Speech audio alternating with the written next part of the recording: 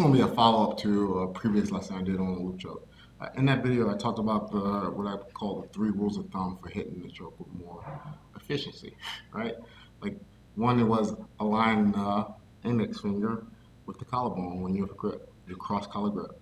Two was getting the head lower than the head. So I have to either recognize when someone lowers their head for me, like they drive into me, or I have to create some conditions for it. Like I have to move in certain ways to make sure their head drops and my head lifts, right? And then three was like treating it almost like a guillotine, kind of sliding the head towards your armpit, right? There was this one like caveat.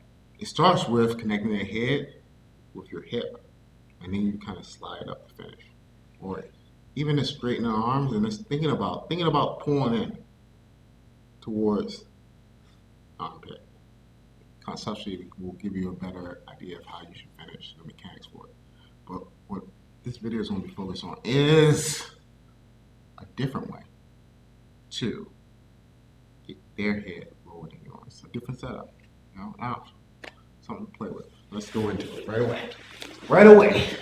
It's time. All right, so look. Half guard, grip. Man, here's one of the things that's simply shocking to me. Like, shocking to me. How many people neglect this grip? Like, if when you're on the other side, if you just do everything you can to break this grip right away, man, this choke becomes so hard. But you will run into guys who know you do loop chokes, who still forget about this grip.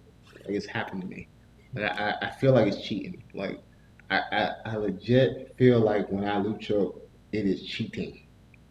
Shocking. All right, so grip. Now look, here's the different setup. So I have my grip. I want to think of this like as a stiff arm because I'm punching the shoulder. Why?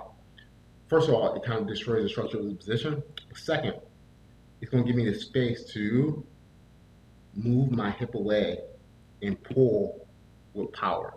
I'm treating it like a collar drag, treating it like that from this position. It's not going to lead to the back, but it's going to lead to the choke. So we're in this position. I have the grip. He hasn't addressed it. Like he's just slipping. I punch, plant, scoop. My hip moves out. Right here, my hand drops. Right? So at this moment, my head is now higher than his head. My elbow can easily open, so it kind of can wrap around his neck. And at the same time, this hand is free to slice across the neck. So right here is my opportunity. Open, chop, slice, neck.